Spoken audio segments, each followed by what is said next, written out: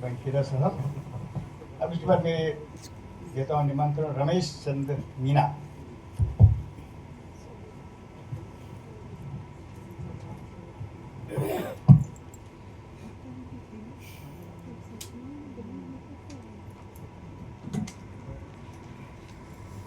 धन्यवाद सर।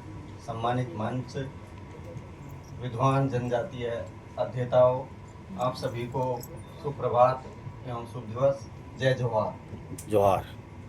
आज हमारे जो विचार प्रस्तुतिकरण का विषय है वो जनजातीय साहित्य और कलाओं के सौंदर्य बोध से जुड़ा हुआ है। जनजातीय जो कलाएं हैं, साहित्य हैं, उनका उद्गम विश्व की सभी कलाओं का मूल है, और जो मूल में है वो विशेष है। और जनजातीय जो कलाएं हैं वो मूलतः जनजातीय समाज के हृदय के सौंदर्य को उद्घाटित करती हैं। वो हृदय की सीधी नैसर्गिक छवि से निकल करके एक विचार, एक भाव हृदय से निकल करके दूसरे सामाजिक के सामने भावित होता है, और यह भावित होने की प्रक्रिया ही उनके भाव को, उनकी भाव की सर्वव्यापकता है। और इस तरह से उनकी कला, उनका साहित्य प्रकृति के जो मूर्त रूप से है उससे अमूर्त की यात्रा है। यह व्यष्टि से समष्टि की यात्रा है, एकल से सामुदायिकता की यात्रा है।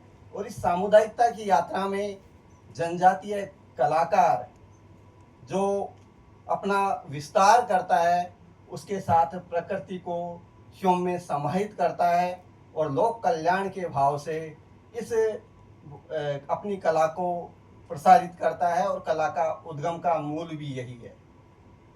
हमारे साहित्य में कहा भी गया है कि सत्यम, शिवम और सुंदरम की मूल अभिव्यक्ति कला है। तो उस सत्यम, एक ऐसा सत्य जिसको कल्याणकारी उद्देश्य से सुंदर ढंग से पिरोया गया हो, उस सत्य की अभिव्यक्ति आदिवासी कलाकार सहज मन से लोक कल्याण के भाव से करता है। और इस तरह से इस सौंदर्य का जो स्वरूप है वो रस के निकट ठहरता है, और रस के निकट जाकर के वह आत्मा की मुक्त अवस्था का प्रतीक बन जाता है। और जब आत्मा की मुक्त अवस्था का प्रतीक बन जाता है तो वहाँ ना व्यक्ति रहता है, ना समाज, और इससे आगे जीवन के कल्याण का भाव संचरित होता है। इस तरह से कला की जो आदिवासियत या जनजातीय जो कला है वो मूलतः आधुनिक, जो आज हमें आधुनिक कला या आधुनिक साहित्य देखते हैं, वो मूलतः कहीं ना कहीं जनजातीय तत्वों से प्रेरित है। आप पिकासो की कला देखोगे या वान गोग की आर्ट देखोगे, जिनको विश्व आधुनिक समसामयिकी कला जगत में जिनका महत्वपूर्ण स्थान है, या संगीत की दृष्टि से भी देखोगे तो सभी कलाकारों ने जो आधुनिकता का जो पुट आया है वो मूलतः जनजातीय जो कला है उसमें निहित है। और आज हम जनजातीय समाज को आदिवासियत के साथ जोड़ते हैं, जबकि वो आधुनिकता का सबसे बड़ा उद्गम स्रोत है। आज भी समसामयिकी कलाकार आधुनिकता के जो बीज ढूंढता है वो जनजातीय इस प्रागैतिहासिक काल की जो कला है उसमें उसका बीज मिलता है। जनजातीय समाज ने अपने ज्यामितीय आकारों के माध्यम से जो भावों का विकास किया है वो अत्यधिक महत्वपूर्ण है। इस तरह से जनजातीय जो साहित्य है वो जन सहभागिता का पैरोकार है, वो व्यक्तिगत नहीं है। यह सामूहिकता का प्रतीक है, और इसका सौंदर्य भी इसी में निहित है कि इसकी सार्वजनिकता सर्वव्यापी हो और यह लोक कल्याण के भाव से संचरित हो। अब मैं एक छोटी सी मानना पे कल रह भी गई थी, एक छोटी सी मेरी कविता है, और वो मूलतः मीणावाटी भाषा में लिखी गई है। उस कविता को आप तक पहुंचाने की का प्रयास करता हूं, और विश्वास करता हूं कि आप तक उसके मूल सौंदर्य बोध को आप उसको पहचानोगे और उसके मर्म को स्पर्श कर पाओगे। तो मैं प्रारंभ करता हूं। मेरी कविता का शीर्षक है मानना। जद मैंने एक स्त्री कलाकार मानना रचती है तो उस समय किस मनोभाव को स्पर्श करती है, उस मनोभाव को किस तरह से को व्यक्त करती है, उस भाव को आप तक पहुंचाने का प्रयास है। जब मैंने जमीन को छुयो तो माटी बोली, मान मेरे माड़े थारी रीत। मतलब रीत यानी परंपरा। इस तरह से अपनी परंपरा को कला किस तरह से मानती है। मैंने गेरू और माटी गोबर सु लीप और चूना सु अपनी शासन की रेखा खींच दी। मैंने गेरू और माटी गोबर सु लीप और चूना सु अपनी शासन की रेखा खींच दी। हर रेख में एक याद थी, हर बिंदु में एक बीज, और हर गोला में घूम रहे हो दुनिया को दिन महाराज। और हर गोला में घूम रहे हो दुनिया को दिन महाराज।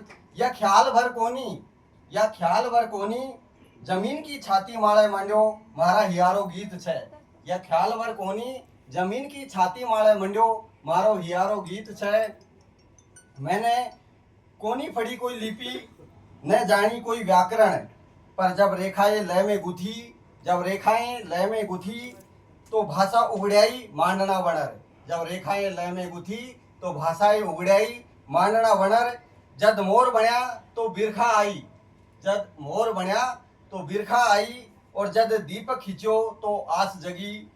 जद पगड़िया बन्या, जब पगड़िया बन्या तो लाग्यो जया भूमिया बाबो सांच माच आग्यो। जब पगड़िया बन्या तो लाग्यो कि भूमिया बाबो सांच माच आग्यो। मारा हाथन की रेखा जमीन की नसन से जुड़ गई। मेरी मैं बोलिया कोनी पर माटी सुनती रही। मारी हाथन की रेखा जमीन की नसन से जुड़ गई। मैं बोलिया कोनी पर मारी माटी सुनती रही। वह जाने छे मारा अण बोलिया शब्द को मतलब, वह जाने छे मारा अण बोलिया शब्दन को मतलब, अन कहे शब्दों का अर्थ। या कला कोनी मारी बाता छे धरती मासू पुरखासु उन आत्मानसु, जो मारा जल जंगल और जमीन को हेजे छे। यह बाता कोनी मारी, यह कला कोनी मारी बाता छे पुरखासु उन आत्मासु, जो मारा जंगल और जमीन को हेजे छे। कदे या लिपि आंगना में लिप्यो, कदे या लिपि मांडना की लिपि आंगना में लिप्यो। कदे भीत माळे, कदे कदे मन माही, बिरखा बरस और सब काई को धोर्यो छे। पण माटी कोण भूले, माटी सगळो याद राखे छे। मारी मांडना मारी पोथी छे, ज्या में न कोई आखर न कोई कागज कुगद, बस रेख गोला और रंग छे जो बोले छे मैं छू मारी रीत जीवती छे, मैं छू मारी रीत जीवती छे। जय जोहार, राम राम साहब, जय जोहार। जय जोहार।